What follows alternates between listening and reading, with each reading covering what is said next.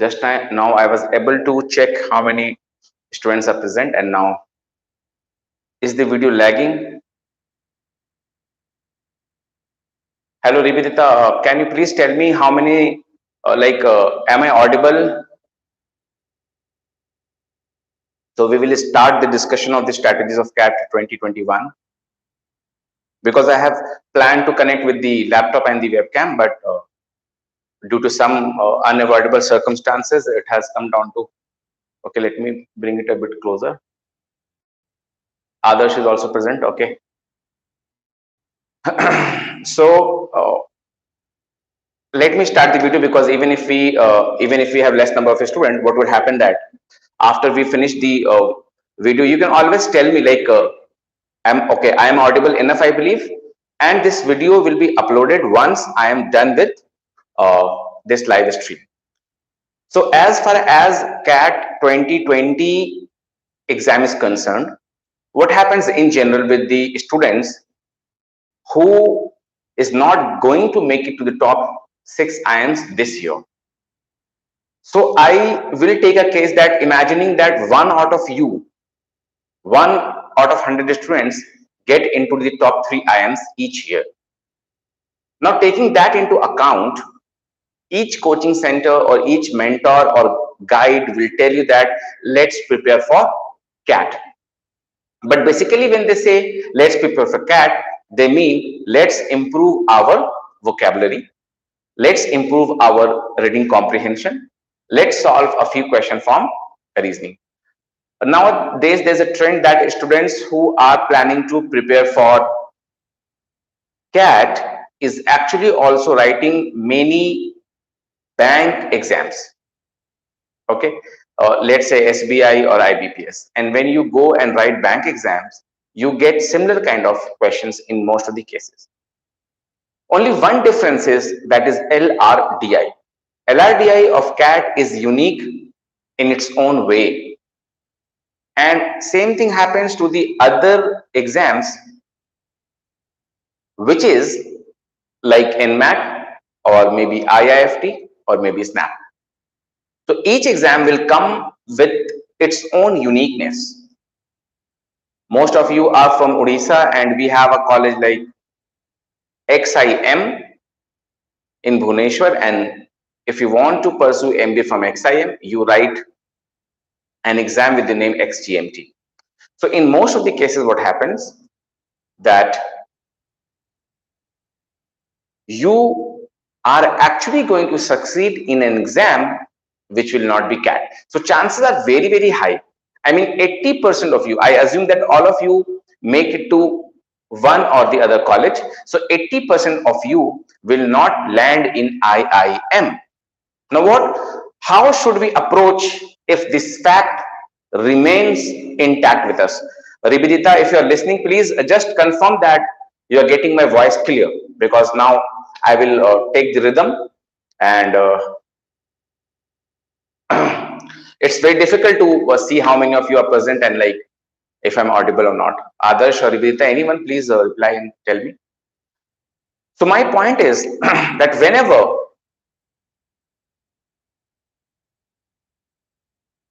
whenever we prepare for CAT, we have to take care of other exams also. Okay, I'm audible. Okay, thank you. So let me tell you the strategy of CAT and non-CAT exam both at the same time, right? So first you have to decide. Now this is the mid of August. We are hardly left with 3 months, right? Or you can say 100 days of your preparation. Now your preparation should not be lopsided. Lopsided means एक तरफ झुका हुआ. जैसे कि किसी ने ये सोच लिया है कि मुझे कैट ही करना है, ये उसका रॉन्ग डिसीजन है.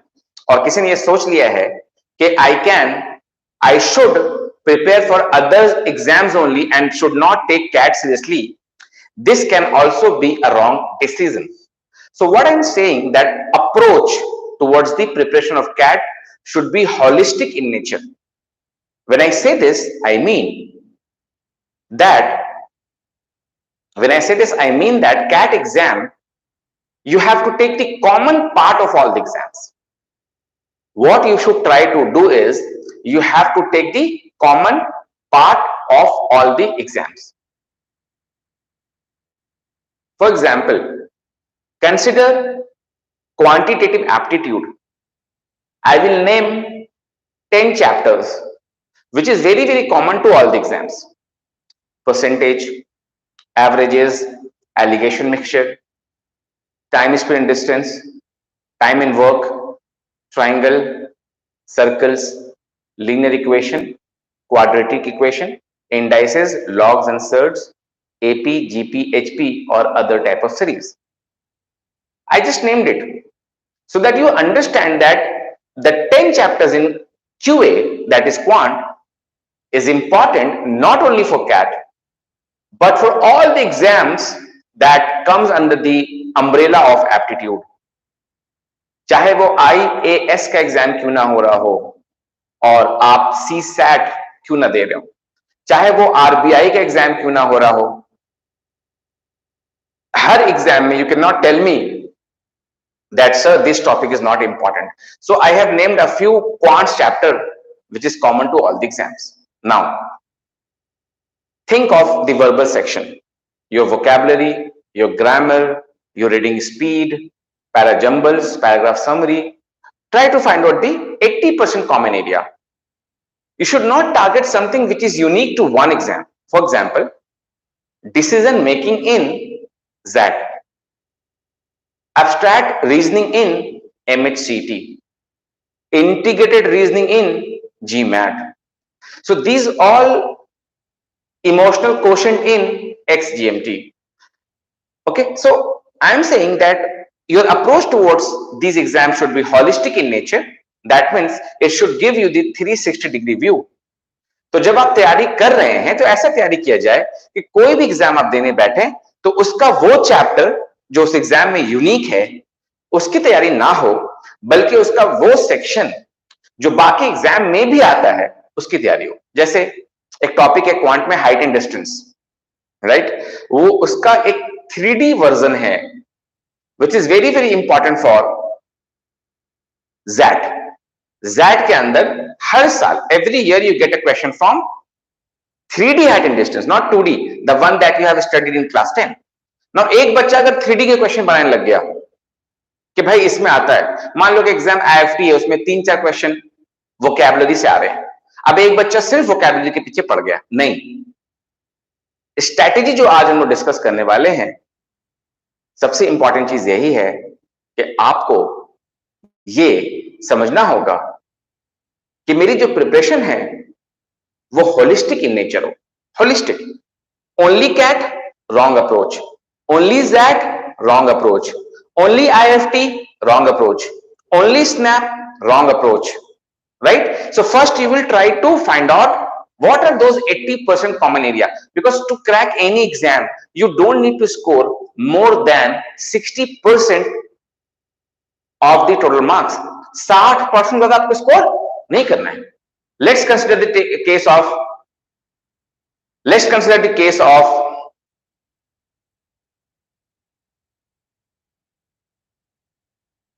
I was talking about CAT exam. I just forgot what was the topic. Okay, so 80% of the approach I was talking about कि जितने भी एग्जाम का नाम आपने सुना है और उसमें से 5 या 6 कॉलेजेस के आप फॉर्म भरेंगे, उसमें से आपको 80% का कोर्स आपको निकाल लेना है. जैसे I will prepare honestly for reading comprehension, logical reasoning का जो क्वेश्चन आता है, लीनियर अरेंजमेंट, सर्कुलर अरेंजमेंट, इन सब के बारे में. अब इनके क्वेश्चन को प्रैक्टिस करते वक्त यू शुड फील डिवाइन. ठीक है, तो आप चाहें तो एक चैप्टर्स का एक सेक्शन बना सकते हैं जहां पे अपने मेंटोर से, अपने गाइड से, अपने टीचर से आप ये पूछ सकते हैं कि कौन सा चैप्टर ऐसा है sir which is common in all the exams. तो पहले आप उसको उस तरह से अप्रोच करें. ये हुआ पहला strategy to prepare for any MBA entrance examination. And on the later part of the discussion, we will funnel down our discussion to only CAT. So let me start with the variety of exams. तो पहले तो आप ये देखेंगे कि CAT का exam, XAT का exam, C MAT, SNAP, IFT, IRMA, TISSNET, NMAT, G MAT, MHCET, PGCET, WB MAT, ये सारे एग्जाम में क्या कॉमन है? First find the common area, work on that. और when you working on that, तैयारी का level कुछ इस तरह हो जैसे कि आप कोई स्टोरी बना रहे हो। एक होता है स्टोरी लिखना, चेतन भगत अच्छे नॉवेल्स, अच्छी स्टोरी लिखता है, ये स्टोरी का लिखना हो गया। और एक होता है स्टोरी बनाना। जब आप तैयारी कर रहे हो THD की, जब आप तैयारी कर रहे हैं टाइम एंड वर्क की, जब आप तैयारी कर रहे हैं रीडिंग कॉम्प्रिहेंशन की, तो जो जो बच्चों ने कैट में परफॉर्म किया है, आप उससे पूछेंगे, he will tell you one story of like how he has prepared. I will mention two examples. One of is my student from IIM Indore. His name is Kishan, and he has cleared IPM exam. IPM exam is BBA plus MBA program from IIM. Now when you write IPM exam, I just told him कि तुम जो है अरुण शर्मा की book पढ़ लेना। पढ़ लेना मतलब he has studied Arun Sharma ki book in such a manner, in such a fashion, that I have not seen anybody else preparing in the way that he was preparing. अब क्या हुआ, ये बन गई एक स्टोरी, ये बन गई एक स्टोरी कि अरुण शर्मा की बुक को जब उसने लेके पढ़ना शुरू किया है, मैंने कहा ना, preparation should touch the level of divinity.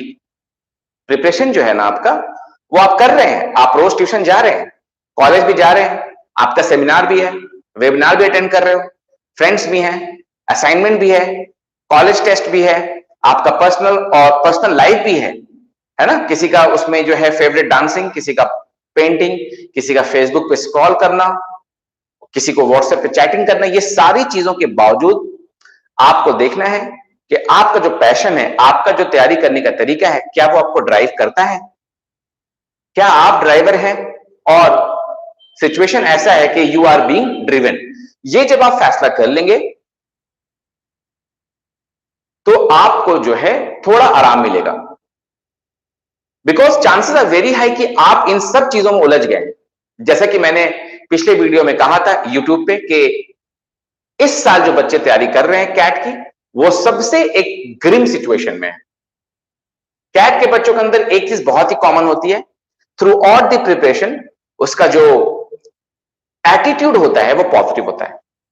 वो ये नहीं कहता कि मुझसे कौन सा चैप्टर नहीं बन रहा है, बल्कि वो ये बात करता है कि उसके कौन कौन से चैप्टर स्ट्रांग हैं।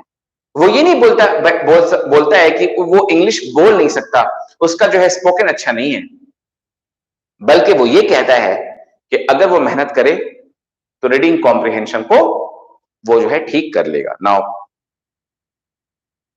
there are certain books, let's say you're not enrolled in any coaching center, but there are certain books जहां पे अगर आप प्रिपरेशन करने बैठ जाएं उस एक बुक को लेकर के, तो उस एक सेक्शन में 99 परसेंटाइल की गारंटी है।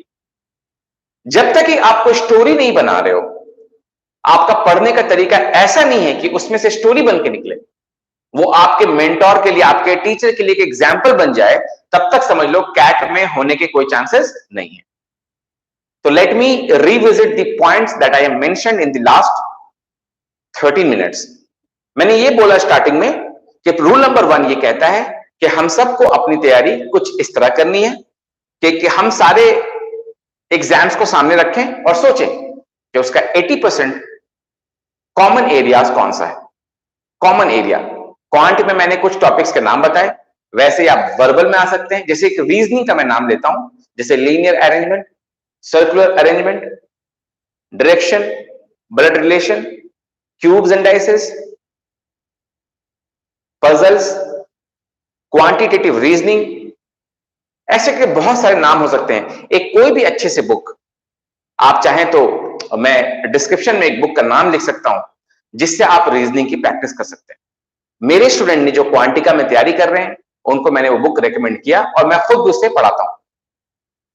अगर आपने वो बुक प्रैक्टिस कर ली है तो अक्रॉस द एग्जाम, सारे एग्जाम में आपको फायदा पहुंचने वाला है। ये हुआ फर्स्ट।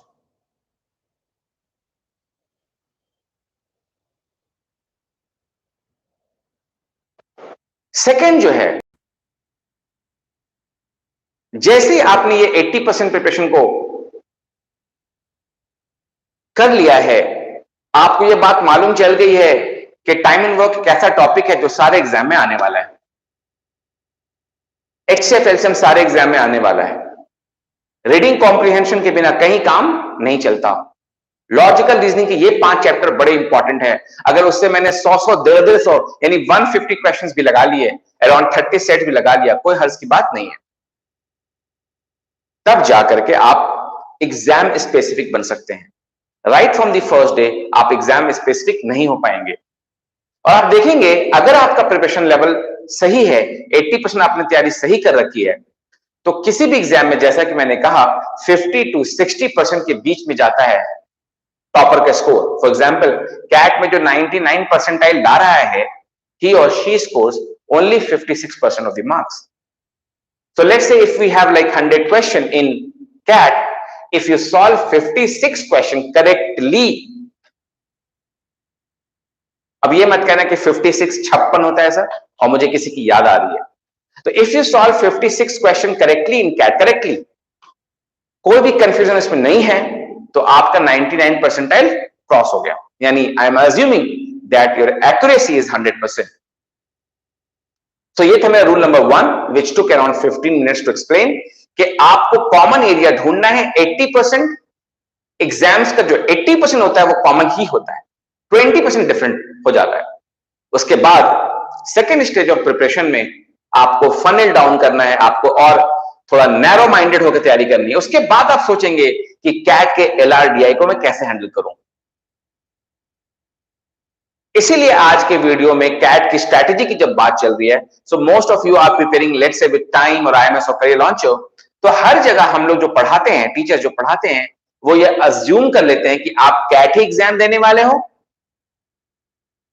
और उसी की LRDI आपके ऊपर पहले दिन से ही थोप दी जाती है। Now that becomes very very difficult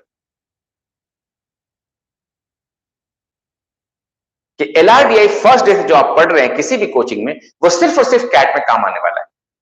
Once you move to the other exam like IIFT or SNAP or NMAT, the color or the nature of the reasoning question will start changing.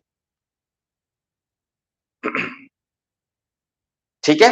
So now we will discuss only about CAT. We will narrow down our discussion to only CAT. CAT has got 3 sections and my dialogue has become very famous last year because we didn't know that the CAT exam will be only of 2 hours and not 3 hours. Since CAT 2014, CAT exam जो है वो 3 घंटे का हो रहा है till this pandemic has hit us badly. तो अगर हम 20 की बात छोड़ दें तो उसके पहले 4-5 साल तक कैट 15, 16, 17, 18 और 19, 15, 16, 17, 18 और 19, ये 5 साल कैट एग्जाम में जो इंपॉर्टेंट फॉर्मेट है वो सेम रहा। यानी कि 3 घंटे का एग्जाम हुआ। CAT is not an exam of 3 hours. ये मेरा डायलॉग है। CAT is not an exam of 3 hours. It is 3 exams of 1 hour each. CAT is 3 exams. CAT comprises 3 exams of 1 hour each. जब आप ये सोचने बैठ जाएंगे, फॉर एग्जाम्पल आप लेट से BBA कर रहे हैं, BCom कर रहे हैं और सेमिस्टर के एग्जाम्स दे रहे हैं, तो उस सिचुएशन में क्या होता है कि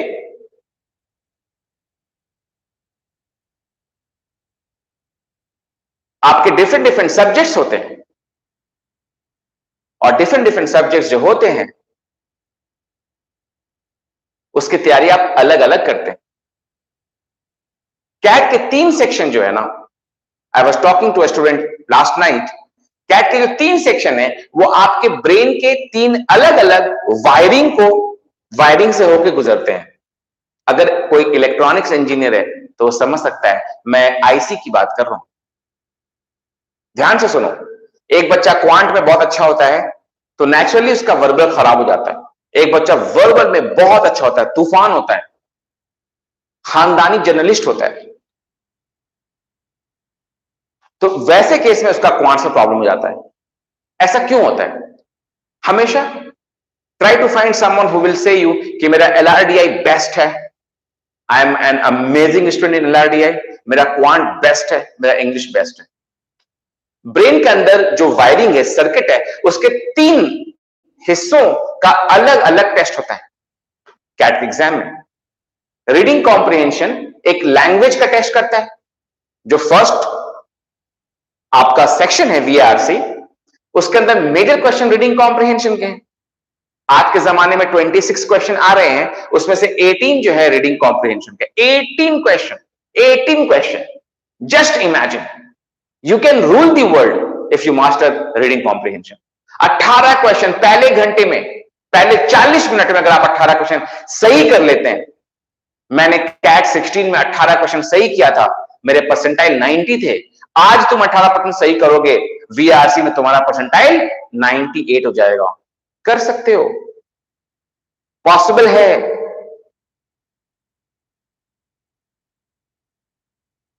तो अगर रीडिंग कॉम्प्रिहेंशन के 18 क्वेश्चन आप टारगेट कर लेते हैं फर्स्ट 40 मिनट्स में, तो आपको हर रोज यानी 100 डेज आप 4 to 5 पैसेजेस जो है बैठ करके सॉल्व कीजिए। ये स्ट्रैटेजी का हिस्सा है। तो आप डायरी निकालिए, नोटबुक पे लिखिए, या इस वीडियो को दोबारा आप यूट्यूब में देखिएगा कि पहले घंटे की जो तैयारी करनी है उसमें रीडिंग कॉम्प्रिहेंशन को जकड़ लेना है, मजबूती से पकड़ लेना है। और ये लैंग्वेज है, लैंग्वेज पे मास्टर करना ह्यूमन नेचर है। Language comprehension is to human is what web spinning is to spider। कोई ये कहे कि मैं मछली को तैरना सिखा सकता हूं, वैसा है कोई ये कहे कि किसी बच्चे को मैं लैंग्वेज सिखा सकता हूं। इट्स जस्ट दैट कि आप जिस माहौल में पैदा होते हैं वहां का लैंग्वेज इंग्लिश नहीं है, वरना हमें इंग्लिश सीखने की जरूरत नहीं थी।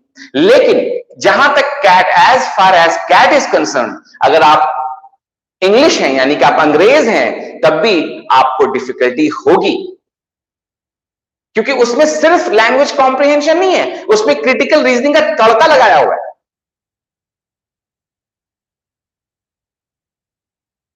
तो एक तो लैंग्वेज कॉम्प्रिहेंशन है, दूसरा क्रिटिकल रीजनिंग है। 2 चीजें हैं। स्पोकन इंग्लिश काम नहीं आता वहां पे, रीडिंग काम आता है। Can you read an article? Can you comprehend it? Can you understand the gist of the passage? Can you look inside the brain of the author who has written the article? वो आदमी, वो बंदा जो article लिख रहा है, उसके दिमाग में क्या चल रहा है, क्या आप जानते हैं?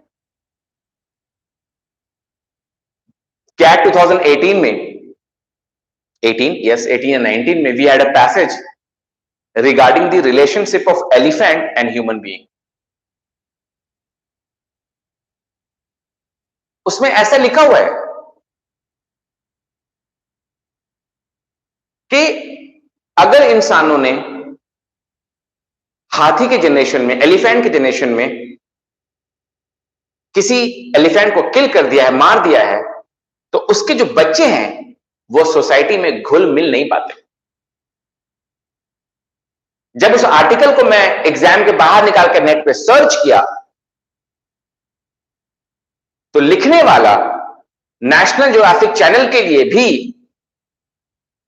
वाइल्ड हैबिटेट के ऊपर आर्टिकल्स लिखता था।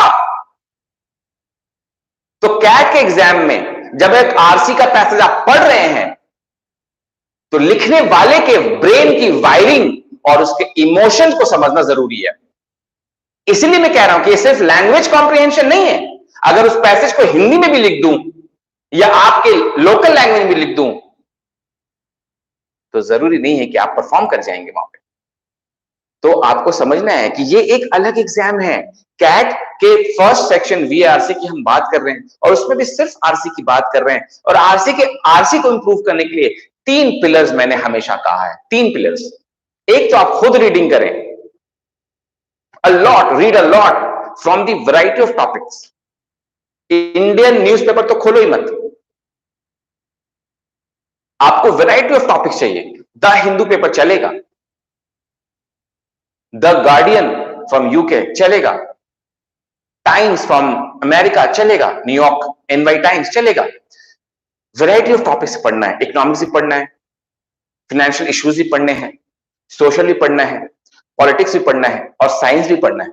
एक आर्टिकल तो साइंस के ऊपर रहता ही रहता है, चाहे वो बायो से रिलेटेड हो। तो अगर आप क्लास 7, 8, 9, 10 की साइंस की बुक ले लें एनसीईआरटी की, उसके वोकैबुलरी पे वर्क करें, it's going to help you. Melanin एक पिगमेंट है जो स्किन के कलर को डिसाइड करता है। मेलानिन एक पिगमेंट है जो स्किन के कलर को डिसाइड करता है। मुझे यह बात मालूम नहीं है। कैट के आरसी जो रीडिंग कॉम्प्रिहेंशन में इस वर्ड पे पूरी कहानी घूम जाएगी। आपका दिमाग कॉन्स्टेंटली वर्क करेगा, ये वर्ड का मतलब क्या था, मालूम होता तो बात कुछ और होती, मालूम होता तो बात कुछ और होती। तो रीडिंग कॉम्प्रिहेंशन, मैंने कहा ना, आपकी प्रिपरेशन का लेवल जो है, तैयारी का जो जज्बा है, वो डिवाइन होना चाहिए, डिवाइन। और ये वर्ड समझने में ऐसे तुम्हें वक्त लगना है। तो आरसी की जब आप तैयारी करें तो उसमें रीडिंग एक तरफ, क्रिटिकल रीजनिंग दूसरी तरफ, और तीसरी तरफ आपकी थोड़ी राइटिंग स्किल भी अच्छी होनी चाहिए। Why do I say this? Because writing skill came first to humankind, then reading and comprehending. Writing came first to humankind, then reading and comprehending. No other animal on the planet has got the power of language. Correct? आपको क्या लगता है RC class सबसे boring है, but कभी आपने सोचा है कि लैंग्वेज कॉम्प्रिहेंशन कितना पावरफुल है? I can speak Bengali, I can speak Urdu, I can understand, I can read Arabic, I can write Urdu, I can speak Hindi, I can read Hindi, I can write Hindi, I have understood Hindi साहित्य का इतिहास, I know how to speak English, I can read English, I can write English. थोड़ा बहुत अगर मैंने मान लो कन्नड़ बोल दिया, थोड़ा बहुत मान लो मैंने उड़िया बोल दिया, या थोड़ा बहुत मैंने भोजपुरी भाषा का इस्तेमाल कर लिया, क्या मुझे पावर नहीं दे रहा है ये?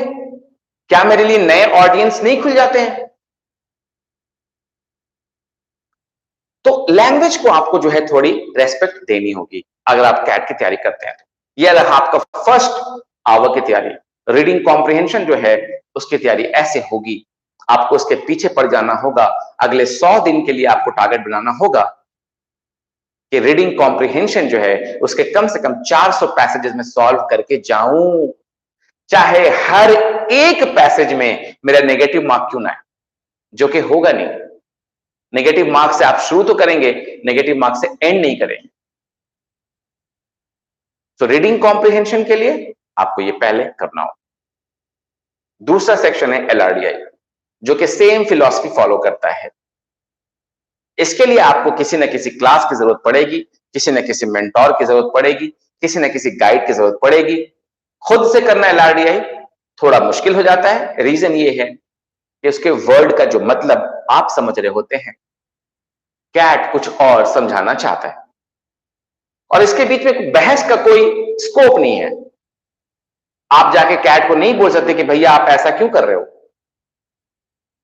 ये टीचर आपको on the basis of experience बताएगा कि जब आप रीजनिंग के क्वेश्चन सॉल्व कर रहे हैं, मेरे बगल में कोई बंदा बैठा है तो उसके साथ सिर्फ मैं इंग्लिश में ये लिखूं कि he is sitting on my left, या मैं ये लिखूं कि he is sitting on my immediate left. Reasoning के क्लासेस में we face a lot of problem. जब मैं बच्चों को बोलता हूं कि he is sitting 3 places away from me, का मतलब है कि हम दोनों के बीच में सिर्फ 2 इंसान है, तो हम लोग उसको मानने को तैयार नहीं होते हैं।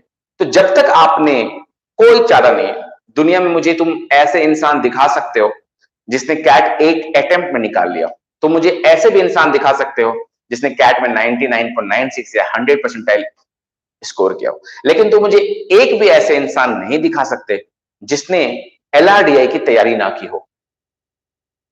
या तो उसने कैट के पहले कर रखी है कोचिंग के मटेरियल से, अरुण शर्मा की बुक से, निशीत सिन्हा से, या तो उसने बचपन में कर रखी है 7 क्लास 8 क्लास में जब वो पजल सॉल्व कर रहा है, जॉर्ज जे समर्स की, शकुंतला देवी की।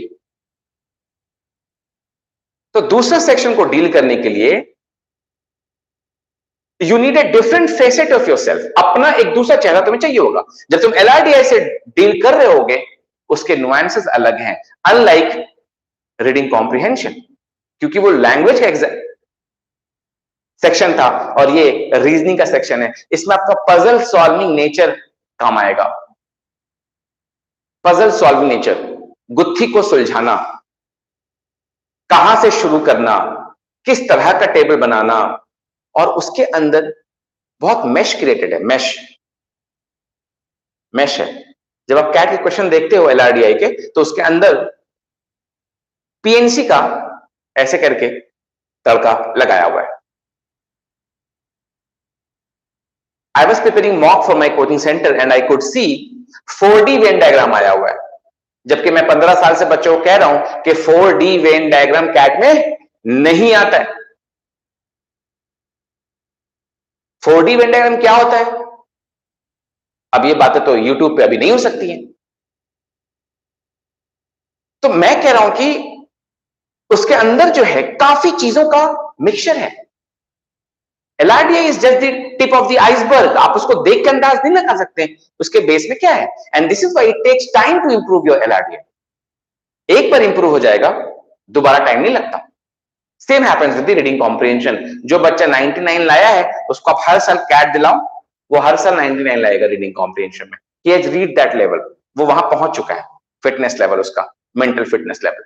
Same happens with LRDI। मैं हर साल दूं, अगर कोई एक्सट्रीम केसेस ना हो जाए तो I will also score. Third section है क्वांट का। उसकी तैयारी ऐसी है क्योंकि उसको आप बचपन से जानते हो उस टॉपिक को, उसमें आप जो है टॉपिक वाइज चल सकते हो। टॉपिक वाइज यानी कि let's say you are getting 26 question, अगर उसमें 14 क्वेश्चन यानी 13 हाफ क्वेश्चन भी सही कर ले, 13 क्वेश्चन भी सही कर लें, तो आपका 95 परसेंटाइल पार हो जाएगा 40 मिनट्स में। May be you don't believe me, half question कर लें, आपका 13 क्वेश्चन कर लें, आपका 95 परसेंटाइल गारंटीड पार हो जाएगा क्वांट्स में with 100% accuracy.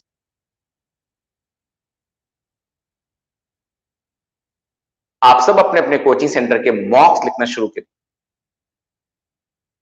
We at Quantica are also going to launch 3 mocks of CAT in the 2020 pattern in the coming 2-3 days, and I request all of you to look forward to write mock.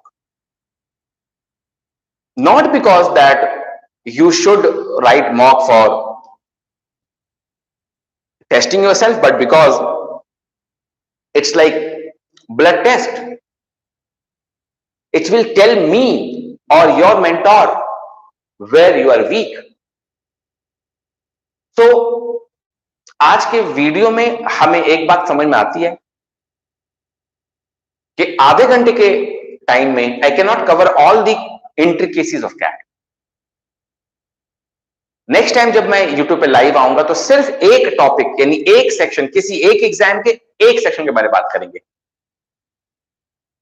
ठीक है? So thank you for staying with me, और थोड़ी editing के बाद मैं इस video को upload कर देता हूं ताकि आप इसे देख सकें। Thank you.